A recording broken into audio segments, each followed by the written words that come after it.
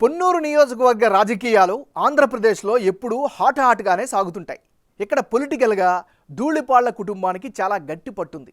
ధూళిపాళ్ల వీరయ్య గతంలో తెలుగుదేశం పార్టీ నుంచి 2 సార్లు గెలిస్తే ఆ తర్వాత ఆయన రాజకీయ వారసత్వంగా ధూళిపాళ్ల నరేంద్ర ఏకంగా 5 సార్లు పొన్నూరు నుంచి ఎమ్మెల్యేగా గెలిచి సత్తా చాటారు. గత ఎన్నికల్లో ఓడిపోయి మళ్ళీ ఇప్పుడు మరోసారి ఎన్నికల పరీక్షకు సిద్ధమయ్యారు. మరి పొన్నూరు నియోజకవర్గం ఓటర్ నాడి ఎలా ఉందో తెలుసుకునే ముందు 2019 అసెంబ్లీ ఫలితాలను ఒకసారి చూద్దాం. 2019 ఎన్నికల్లో వైసీపీ నుంచి పోటీ చేసిన కిలారి వెంకట రోసయ్య 46% ఓట్లు దక్కించుకొని గెలిచారు. తెలుగుదేశం పార్టీ అభ్యర్థి ధూళిపాళ్లకు 45% ఓట్లు వచ్చాయి. కేవలం 1% ఓట్ల తేడాతో వైసీపీ అభ్యర్థిని విజయం వరించింది. అదే సమయంలో జనసేన అభ్యర్థికి 6% ఓట్లు వచ్చాయి.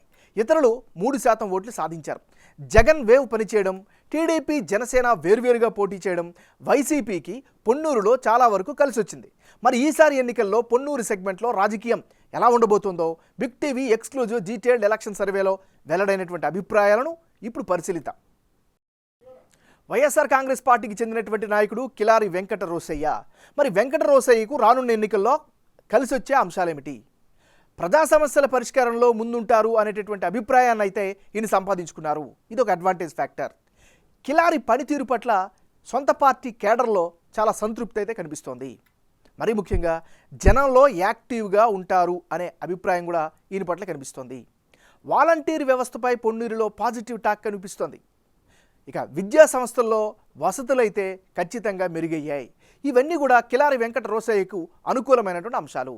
మరి వెంకట రోసయ్యకు ఉండే మైనస్ పాయింట్స్ ఏంటి పరిశీలిస్తే, కేవలం కొందరికే టిడ్కో ఇల్లు అందించారు, ఇది మైనస్ అయ్యే అవకాశం ఉంది.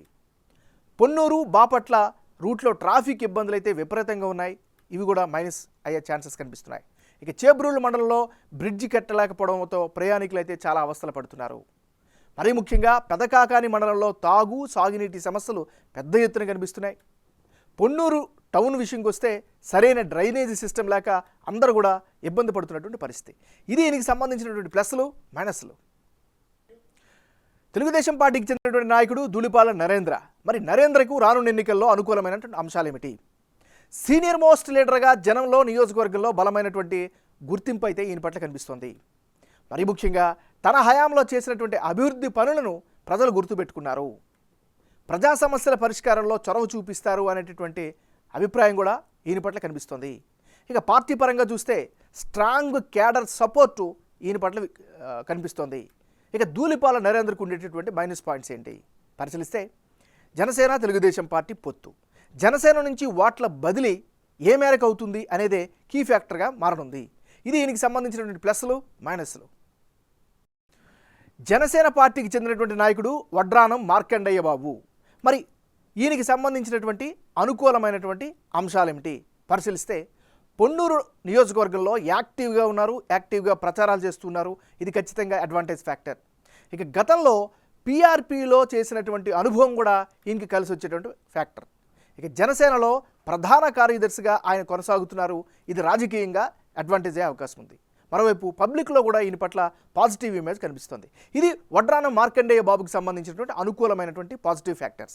మరి ఈయనకి సంబంధించిన మైనస్ పాయింట్స్ ఏంటి సర్వేలో ఏం తెలియదు పరిశీలిస్తే, తెలుగుదేశం పార్టీతో పొత్తులో భాగంగా టికెట్ వస్తుందా రాదా అనేటువంటి డౌట్ అయితే వ్యక్తమవుతుంది. ఇది ఈయనకి సంబంధించినటువంటి ప్లస్లు మైనస్లు. రానున్న ఎన్నికల్లో పొన్నూరు నియోజకవర్గంలో ఎవరెవరు బరిలో ఉంటే ఫలితాలు ఏ విధంగా వచ్చే అవకాశం ఉందో పరిశీలిద్దాం. ముందుగా కిలారి వెంకట రోసయ్య వర్సెస్ ధూళిపాళ్ల నరేంద్ర. వీళ్ళిద్దరు కనుక బరిలో ఉంటే ఇప్పటికిప్పుడు పొన్నూరు అసెంబ్లీ నియోజకవర్గంలో ఎన్నిక జరిగితే గెలుపు అవకాశాలు తెలుగుదేశం పార్టీకి ఎక్కువగా కనిపిస్తున్నట్లు బిగ్ టీవీ సర్వేలో తెలుస్తోంది.